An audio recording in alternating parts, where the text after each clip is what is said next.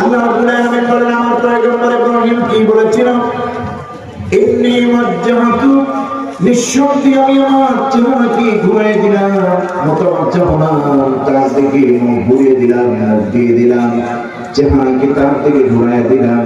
ওয়াজহিয়া লিল্লাযী ফাতারাস সামাওয়াতি ওয়াল আরদ, সেই সত্তার দিকে যে আল্লাহ রাব্বুল আলামিন আসমান এবং জমিন সৃষ্টি করেছেন।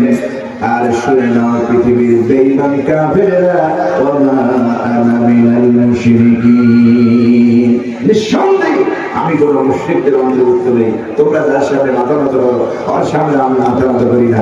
আমার রব তো আল্লাহ রাব্বুল আলামিন, সুবহানাল্লাহ। এমনি জাতির পিতা হওয়া যায় না, জাতির পিতা নির্ধারণ করেন আল্লাহ। জাতির পিতা নির্ধারণ করেন কে? আল্লাহ। যে আল্লাহ পাক বলছেন তোমাদের জাতির পিতা ইব্রাহিম আলাইহিস সালাম, তোমাদের নাম রেখেছেন তোমরা মুসলমান। মিল্লাতা আবিকুম ইব্রাহিম হুয়া সাম্মাকুমুল মুসলিমিন, তোমাদের মুসলিম মিল্লাতের জাতির পিতা, গোটা মুসলিম মিল্লাতের জাতির পিতা তিনি হচ্ছেন ইব্রাহিম, যিনি তোমাদের নাম রেখেছেন তোমরা মুসলমান। সুবহানাল্লাহ। আমাদের নামকরণ করলেন, আমরা যে মুসলমান, এই অ্যাড্রেসটা ফুললি পরিপূর্ণভাবে আল্লাহ থেকে আদায় করলেন সাইয়েদনা ইব্রাহিম আলাইহিস সালাম। সুবহানাল্লাহ। সেই ইব্রাহিম আলাইহিস সালাম তার জমানায় নমরুদের সামনে মাথা নত করেন। মাথা নত করেছেন কার সামনে? আল্লাহর সামনে। তিনি বলেছেন রব্বি আল্লাযী ইউহয়ী ওয়া ইউমীত, আমার রব তো তিনি যিনি আমাকে হায়াত দেন, যিনি আমাকে মওত দেবেন। তুমি কিসের রব? তুমি কিসের আমার রব?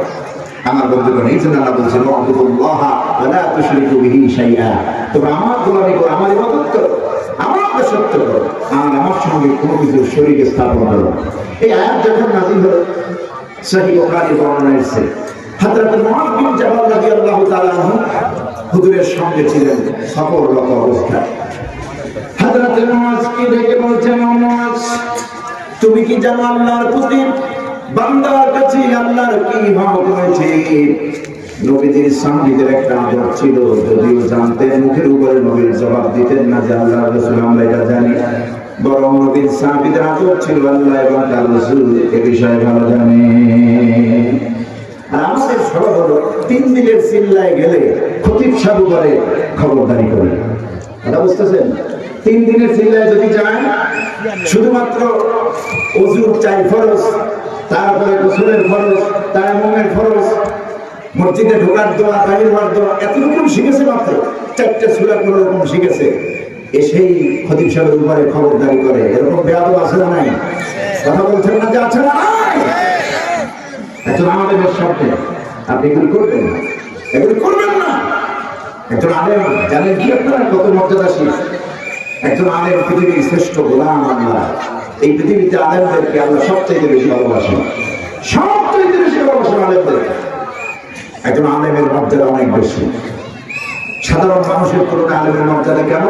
রাসূল পাক সাল্লাল্লাহু আলাইহি ওয়াসাল্লাম বলেছেন, আমার বন্ধুগণ, আল্লাহ বলছেন এই পৃথিবীতে সাধারণ বান্দাদের ভিতরে আলেমদের মর্যাদা এমন, ইন্নামা ইয়াখশাল্লাহা মিন ইবাদিহিল উলামা,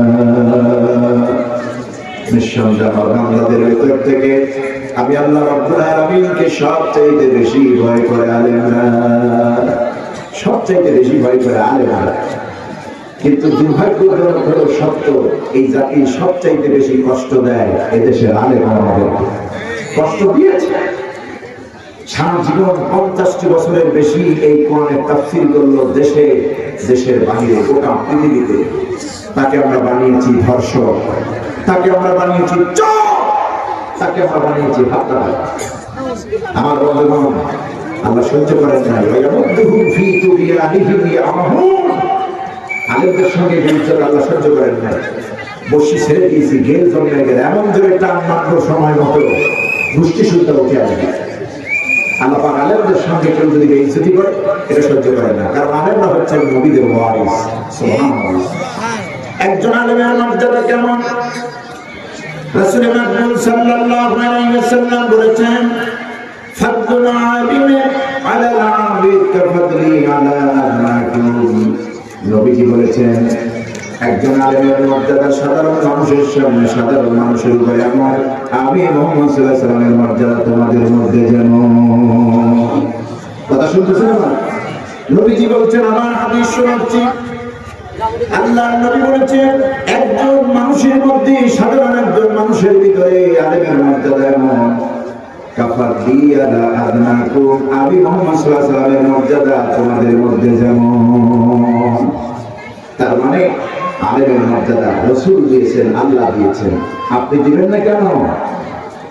ফাসআলু আহলা যিকর ইন কুনতুম লা তা'লামুন, তোমরা সেই বিষয়ে তাদের থেকে জানো। আহলে ইলম যারা, যিকর মানে ইলম, আহলুল ইলম, এই আহলুল ইলম যারা, ইলমের অধিকারী যারা, এদের থেকে তোমরা জেনে নাও যে বিষয়ে তোমার জানা নাই।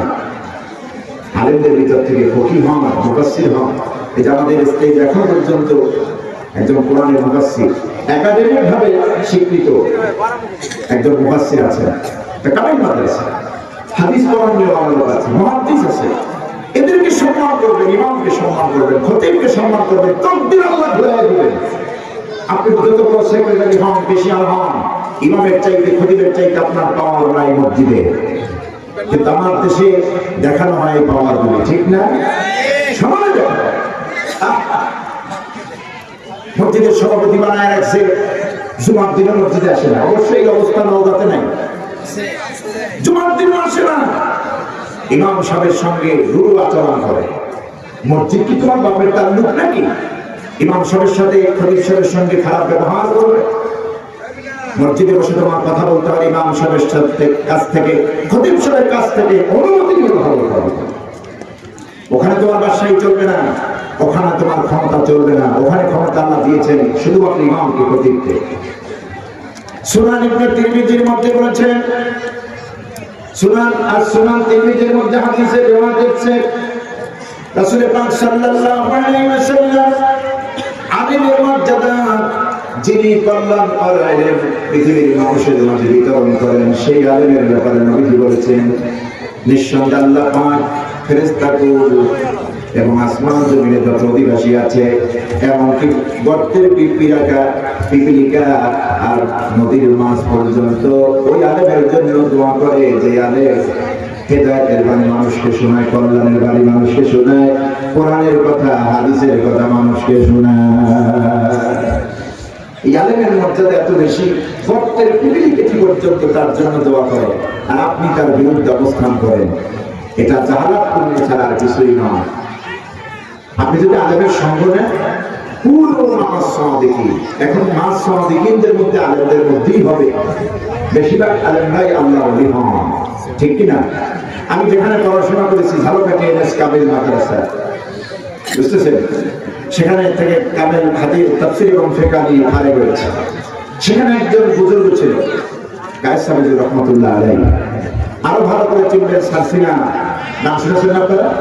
বরিশালে সেই ঐতিহ্যবাহী সারসিনা দরবার, যেখানে আলেমের কারখানা বলা হয়, যেখানে বাংলাদেশের আজহার বলা হয়, সেখানে কি আদব আর কি আমল তৈরি করা হয়। ছাত্র জীবন থেকে তাহাজ্জুদের ট্রেনিং দেওয়া হয়, নফল থেকে নফল নামাজের ট্রেনিং দেওয়া হয়, আলেমকে কিভাবে সম্মান করতে হয় সেখানে শেখানো হয়। আর সেখানে দেখেছি কায়েস সাহেব রহমাতুল্লাহ আলাইহি কেমন আলেম ছিলেন, পা থেকে মাথা পর্যন্ত হুজুরের সুন্নতে নববীর কোনো অভাব ছিল না, দুনিয়ার কোনো মোহ ছিল না।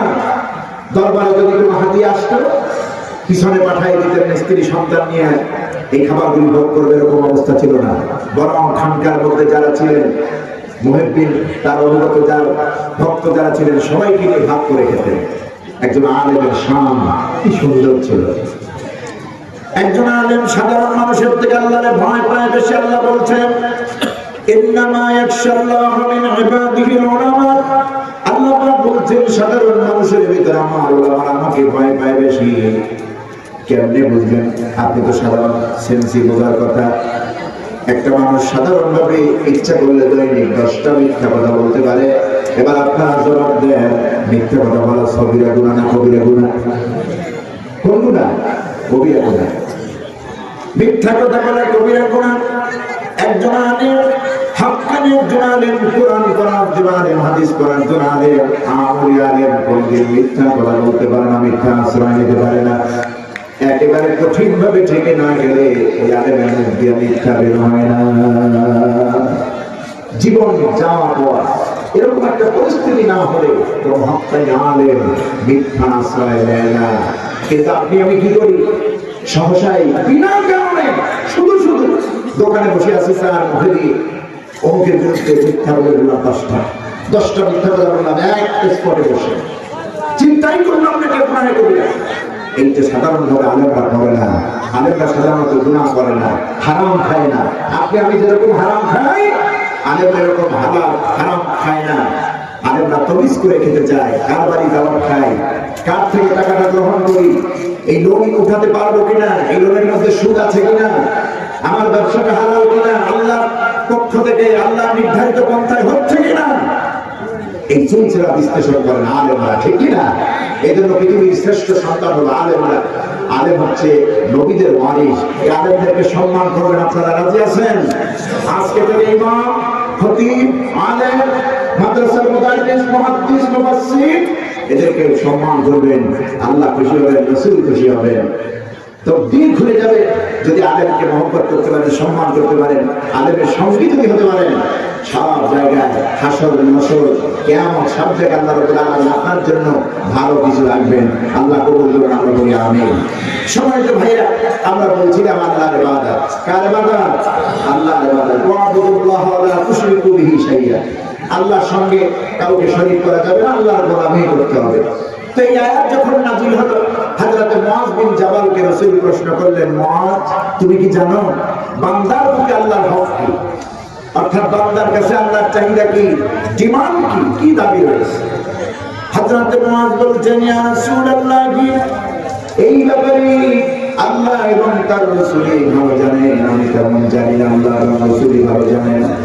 বাস নবীজি জবাব দিয়ে দিলেন, মুআয শোনো, বান্দার কাছে আল্লাহর হক, মানে বান্দার নিকট আল্লাহর হক হচ্ছে ওয়াবুদুল্লাহ ওয়া লা তুশরিকু বিহি শাইআ। বান্দা আল্লাহর গোলামি করবে, আল্লাহর ইবাদত করবে, আল্লাহর সঙ্গে কাউকে শরীক স্থাপন করবে না। এটা হচ্ছে আল্লাহ বান্দার পক্ষ থেকে আল্লাহর কাছে, আল্লাহর নিকটে, অর্থাৎ বান্দার পক্ষ থেকে আল্লাহর জন্য হক। আল্লাহ ছাড়া কারো ইবাদত করবে না, আল্লাহর সঙ্গে কাউকে শরীক করবে না, এটা বান্দার পক্ষ থেকে হক। নবীজি আবার প্রশ্ন করলেন, মুআয, তুমি কি জানো আল্লাহর নিকট বান্দার হক কি রয়েছে? এতক্ষণ তো শোনালাম আল্লাহর বান্দার কাছে আল্লাহর হক কি, আল্লাহর দাবি কি। এবার বলো, তুমি কি জানো আল্লাহর কাছে বান্দার হক কি, বান্দার দাবি কি? হযরত মুআয বিন জাবাল রাদিয়াল্লাহু তাআলা আনহু বলছেন, নবীজি, আপনি এবং আল্লাহ এবং তার রাসূল এটা ভালো জানেন। নবীজি জবাব দিলেন, আমার সাহাবী শোনো, আল্লাহর কাছে বান্দার হক, আল্লাহর কাছে বান্দার দাবি হলো যেই বান্দা আল্লাহর গোলামি করবে, আল্লাহর সঙ্গে কাউকে শরীক করবে না, ওই বান্দাকে আল্লাহ পাক জাহান্নামের আগুনকে চিরস্থায়ী হিসেবে হারাম করে দেওয়া। সুবহানাল্লাহ। বান্দার প্রতি আল্লাহর হক হচ্ছে এইটা, যে বান্দা আল্লাহরই বান্দা, আল্লাহর গোলামি করবে আর আল্লাহর সঙ্গে কাউকে শরীক করবে না, ওই বান্দার প্রতি আল্লাহর দায়িত্ব হচ্ছে জাহান্নামের আগুনকে তার জন্য হারাম করে দেওয়া। সুবহানাল্লাহ। তাহলে